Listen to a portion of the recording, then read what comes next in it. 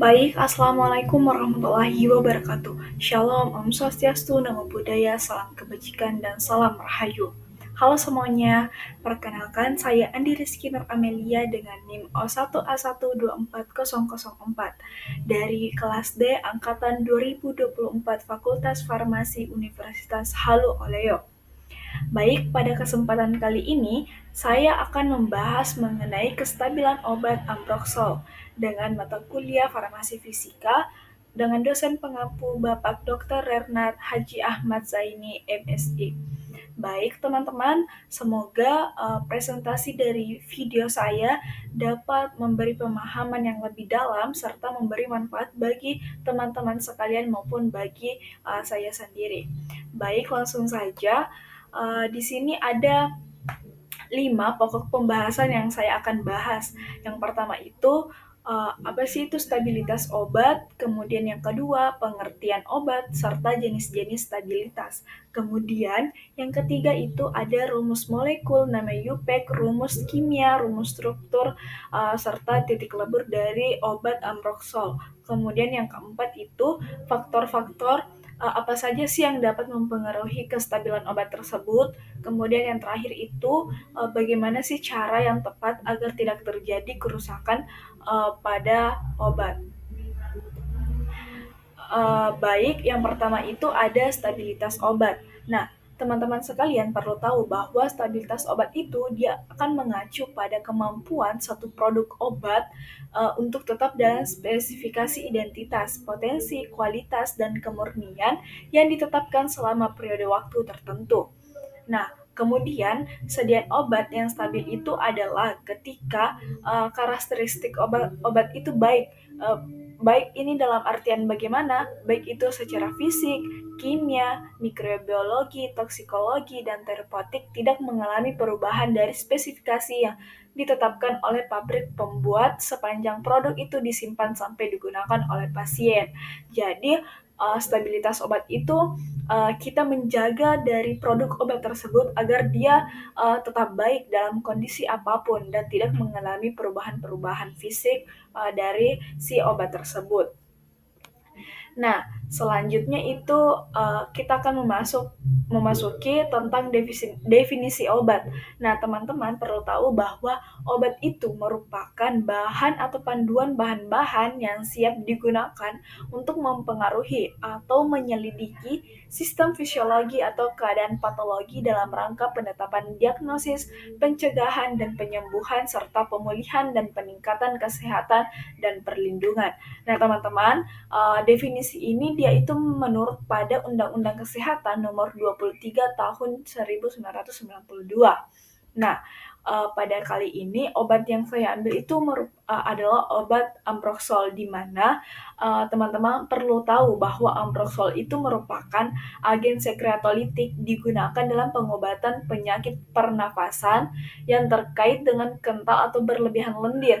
Jadi obat Ambroxol ini dia itu digunakan untuk obat untuk orang yang mengalami penyakit gangguan pernafasan, di mana semisal gangguan pernafasan itu bisa jadi orang tersebut dia mengalami flu, batuk yang berlebihan sehingga itu batuknya menimbulkan lendir. Jadi obat yang digunakan itu adalah obat Ambroxol, di mana Ambroxol itu bahan aktifnya dari mukosolvan, lasolvan, atau mucoagin. Nah, selanjutnya kita akan masuk pada jenis-jenis stabilitas obat. Nah, teman-teman harus tahu bahwa jenis-jenis stabilitas obat itu ada berbagai macam. Di antaranya itu ada stabilitas fisika atau stabilitas fisik dari obat tersebut. Nah, di mana dari stabilitas fisika Ambroxol ini ada beberapa aspek yang perlu diperhatikan. Yang pertama itu adanya wujud fisik, di mana pada wujud fisik ini dia berupa padatan kristalin, putih hingga keabu-abuan. Kemudian baunya itu hampir tidak berbau, rasanya pahit, kelarutannya itu dia itu sampai larut dalam air. Kemudian dia juga larut dalam etanol ataupun metanol. Kemudian adapun stabilitas terhadap suhu. Nah, obat ini akan stabil pada suhu ruang, kemudian sediaan cair itu dia akan sensitif terhadap, suhu tinggi, kemudian stabilitas terhadap cahaya. Stabilitas terhadap cahaya ini, dia akan terkena paparan cahaya terutama UV, jika terkena maka dapat menyebabkan perubahan warna dari si obat tersebut. Kemudian ada stabilitas terhadap kelembapan. Nah, dia dia itu tidak terlalu higroskopis, tapi semisal pada obat tablet, maka dia akan menyerap uap air jika terbuka. Jadi ketika tablet itu dibuka, maka dia akan menguap sehingga terjadilah stabilitas terhadap kelembapan. Kemudian adanya perubahan fisik yang mungkin seperti misalnya tadi perubahan warna, kemudian adanya presipitasi pada sediaan cair, kemudian juga rapuh pada tablet. Kemudian ada pH stabilitas fisik, di mana dia akan stabil pada pH 5 sampai 6 dengan presipitasi mungkin terjadi di luar kisaran ini. Jadi bisa jadi pH dari stabilitas obat tersebut kan tadi rentangnya itu antara pH 5 sampai 6, tetapi bisa jadi dia akan terjadi perubahan pH di luar dari kisaran tersebut. Kemudian untuk penyimpanannya. Nah, penyimpanan yang baik itu perlu di dalam wadah tertutup rapat, kemudian dia jauh dari cahaya, suhunya stabil, dan kelembapannya pun juga rendah. Baik, selanjutnya itu ada stabilitas kimia dari obat Ambroxol. Nah, stabilitas kimia ini terutama pada Ambroxol itu, apalagi pada Ambroxol hidrokolir, di mana dia itu penting untuk memastikan efektivitas, keamanan, dan umur simpan dalam sediaan obat tersebut. Nah, di mana di sini sama halnya dengan stabilitas fisika sebelumnya, tentu ada beberapa aspek yang perlu diperhatikan. Nah, di sini sama ada pH-nya. pH-nya itu tadi stabil jika berada dalam kisaran 5 sampai 6. Kemudian apabila pH-nya itu tidak stabil, maka akan terjadi degradasi meningkat pada pH, dia akan kurang dari 4 ataupun dia lebih dari 7. Maka bukan dari rentang stabilitas pada pH 5 sampai 6 tadi. Nah, untuk stabilitas terhadap suhunya, di sini dijelaskan dari keterangannya bahwa dia akan stabil pada suhu ruang 25 derajat Celcius dengan degradasi meningkat pada suhu lebih dari 40 derajat Celcius. Kemudian stabilitasnya terhadap cahaya tadi itu sensitif terhadap cahaya. Kemudian kalau terhadap oksigen dia umumnya stabil, tetapi lebih baik jika kontak udara diminimalkan. Kalau misalnya stabilitasnya terhadap oksigen kan misalnya tadi itu dia stabil, tetapi kalau terlalu banyak adanya udara atau berlebihan, maka akan terjadi penguapan sehingga kestabilan dari obat tersebut tidak dapat terjaga lagi. Kemudian adanya produksi degradasi, di mana pada produksi degradasi ini dia itu merupakan turunan amina, fenolik, serta dapat menurunkan efektivitas dan keamanan. Kemudian pada Ambroxol umur simpannya itu untuk tablet itu kisaran 2 sampai 3 tahun, kemudian pada sirup atau injeksi itu 1 sampai 2 tahun, itu pun tergantung dari jenis formulasi apa yang digunakan. Kemudian selanjutnya aspek dari wadah. Nah, seperti yang dijelaskan sebelumnya, kalau wadah itu pasti harus tertutup rapat, di mana untuk sediaan sirup, misalnya dari sirup larutan Ambroxol, dia harus disimpan di botol berwarna gelap agar itu terlindung dari cahaya sinar matahari sehingga tidak dapat terjadi degradasi.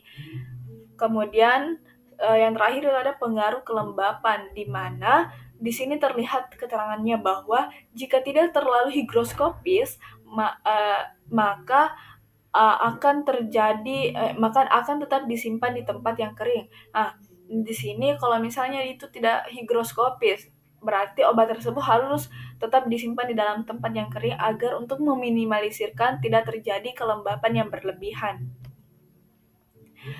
Nah, selanjutnya ini ada rumus molekul, nama UPEC, rumus kimia, struktur kimia, serta titik lebur dari obat Ambroxol. Nah, di mana sini nama UPEC-nya ada trans 42 amino 3,5 di bromobenzilamino sikloheksanol hidroklorid. Kemudian ada pun RMBM-nya di mana rumus molekulnya itu merupakan C13H18Br2N2O. Kemudian BM-nya atau berat molekulnya itu seberat 378,10 28 gram per mol. Nah, rumus strukturnya teman-teman bisa melihatnya pada gambar atau pada slide tersebut.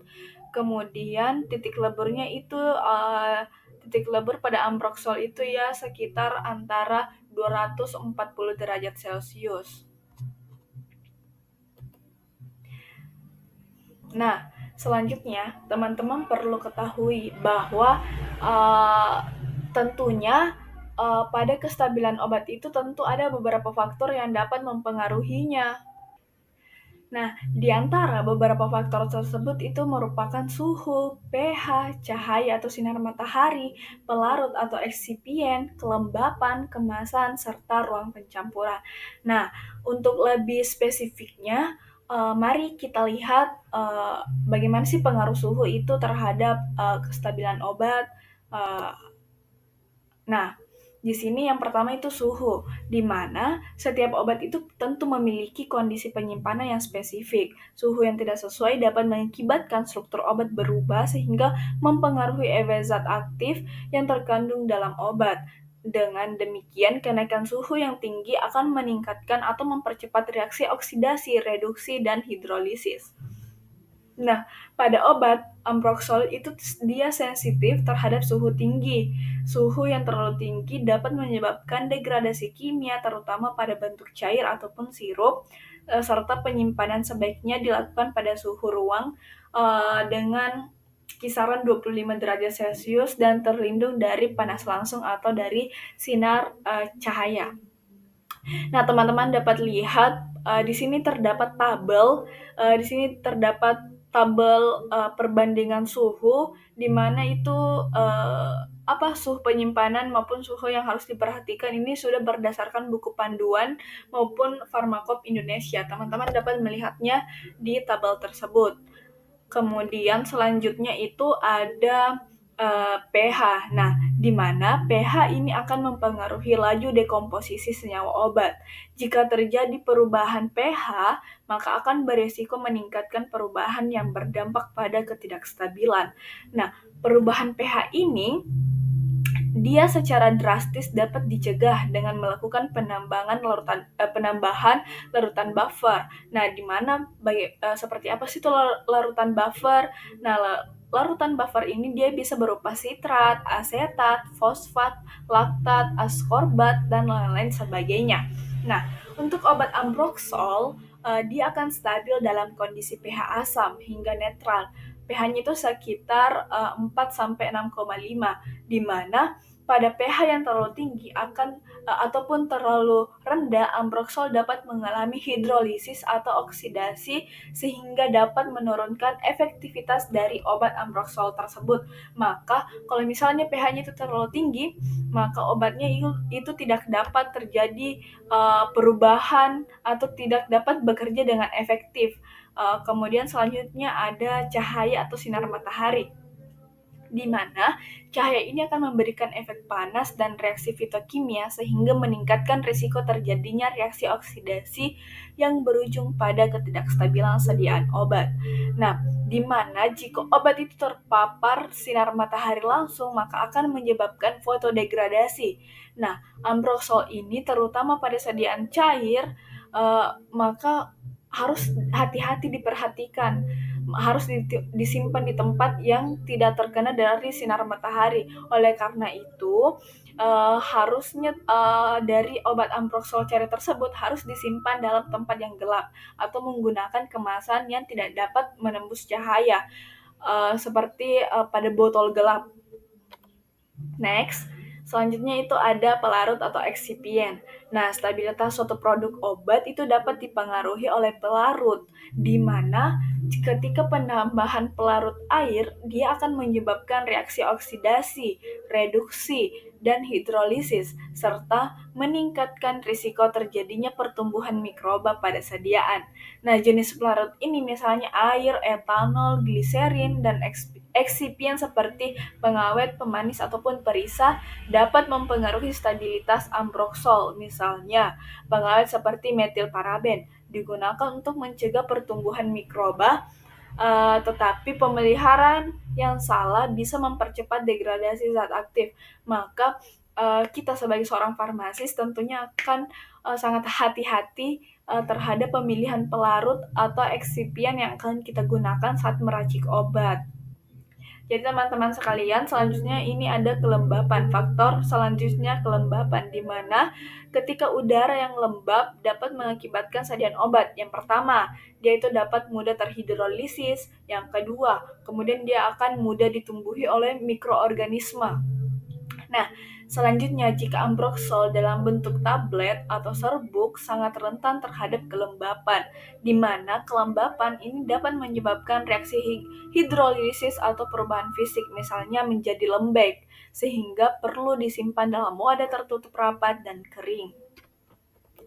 Next, selanjutnya itu ada faktor yang dipengaruhi yakni kemasan, di mana kita perlu menjaga kualitas selama masa simpan tanpa adanya perubahan negatif seperti perubahan warna, bau, ataupun struktur dari obat tersebut.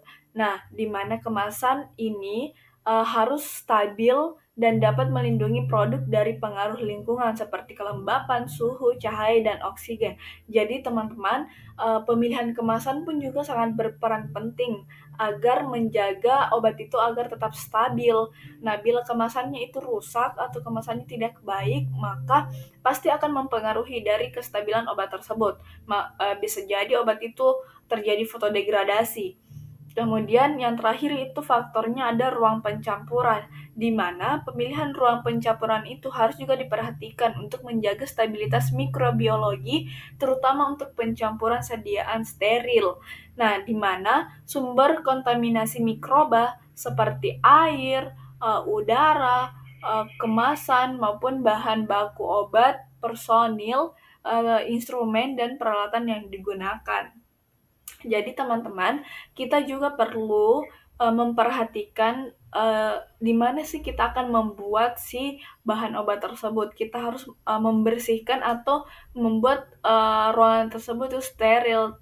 Steril ini dalam artian tidak ada kotoran-kotoran yang dapat menyebabkan akan terjadinya kerusakan pada obat atau kerusakan pada saat pembuatan obat tersebut.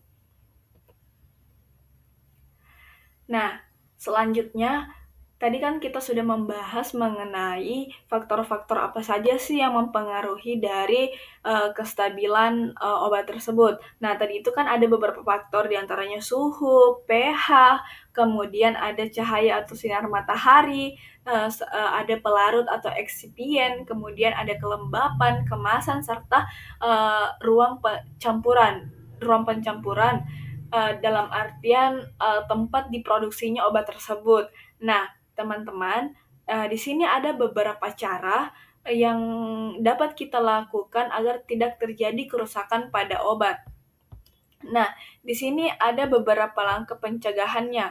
Yang pertama itu tentunya obat tersebut kita simpan pada suhu kurang lebih dari 25 derajat Celcius, di mana harus menghindari panas yang berlebihan dan jangan disimpan di dalam mobil ataupun di dekat kompor. Intinya kita simpan itu pada suhu ruangan kurang lebih dari 25 derajat. Intinya kita meminimalisirkan obat tersebut terkena atau terpapar dari cahaya sinar matahari atau terpapar panas yang berlebihan. Nah, selanjutnya yang kedua itu ada hindari paparan sinar matahari langsung, sama halnya dengan menjaga suhu ruang. Nah, tentunya di sini obatnya harus disimpan pada tempat yang gelap ataupun kita gunakan kemasan yang tidak tembus cahaya agar obat tersebut terhindar dari fotodegradasi. Kemudian yang ketiga ada lindungi dari kelembapan. Nah, di sini kita dapat menggunakan wadah tertutup rapat, kemudian obat tersebut jangan disimpan di kamar mandi ataupun di kulkas.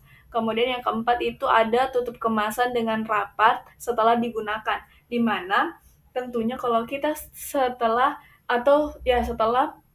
menggunakan obat, pasti kita harus menyimpan atau menutup kembali obat itu dengan rapat, sehingga tidak ada perubahan-perubahan fisik yang akan terjadi pada obat tersebut. Nah, kemudian yang kelima itu gunakan sendok takar atau pipet asli. Nah, kita misalnya obat sirup. Nah, obat sirup kan itu rata-rata dia akan rata-rata ada sendok takarnya, ataupun uh, ataupun kalau misalnya tidak ada sendok takarnya, pasti kita akan menggunakan sendok yang ada di rumah, tetapi kita harus pastikan bahwa sendok makan ataupun sendok obat itu pasti volumenya berbeda. Ini volumenya sudah ada ditentukan di buku-buku farmakop ataupun buku-buku panduan lainnya, bahwa kalau misalnya untuk sendok teh itu bukan sendok teh yang sering kita gunakan, tetapi yang kita gunakan adalah sendok teh dengan ukuran 5 mili. Nah, selanjutnya lebih baik jangan digunakan, memang tidak perlu atau tidak boleh digunakan obat tersebut ketika sudah tanggal kadaluarsanya, karena obat tersebut bisa membahayakan bagi diri kita sendiri. Kalau misalnya sudah kadaluarsa baru kita memakan obat tersebut atau meminum, otomatis itu efeknya juga akan bertambah, akan mempengaruhi dari kondisi tubuh kita. Kemudian selanjutnya kita akan periksa warna, bau, tekstur sebelum digunakan. Karena jika berubah, kemungkinan akan terjadi degradasi. Sebaiknya jangan digunakan. Kemudian yang terakhir itu akan disimpan jauh dari jangkauan anak-anak, di mana dalam artian ini harus menghindari risiko konsumsi tidak sengaja. Karena misalnya obat itu kan ada beberapa macamnya, ada obat keras, obat bebas terbatas, dan lain-lain sebagainya. Jadi kalau misalnya ada anak-anak kecil yang menganggap bahwa obat itu adalah permen, kan anak kecil belum tahu toh, jadi bisa jadi si anak kecil tersebut itu bisa mengonsumsi obat tersebut, sehingga dapatlah terjadi efek yang tidak diinginkan, begitu. Jadi teman-teman, perlu perlu kita waspadai tentang kestabilan obat ini. Harus diperhatikan secara fisik, secara kimia, kemudian faktor-faktornya, kemudian kalaupun kita sudah tahu bagaimana faktor-faktor apa saja mempengaruhi, pasti kita sebagai seorang farmasis ataupun walaupun orang-orang yang di luar sana pasti juga akan memperhatikan cara yang baik agar obat itu masih tetap bisa digunakan dalam jangka panjang. Tapi ada beberapa obat yang tidak bisa digunakan dalam waktu jangka panjang sesuai dengan resepnya. Nah, baik teman-teman, terima kasih atas perhatiannya. Itulah tadi presentasi singkat atau pemaparan video dari materi saya, itu kestabilan obat, khususnya pada obat Amproxol. Nah, semoga apa yang saya sampaikan dapat bermanfaat bagi teman-teman sekalian ataupun bagi pendengar. Semoga ke depannya teman-teman sekalian bisa tahu bagaimana sih kestabilan obat tersebut. Nah, sampai jumpa di lain waktu. Lebih dan kurangnya mohon dimaafkan. Wassalamualaikum warahmatullahi wabarakatuh. See you.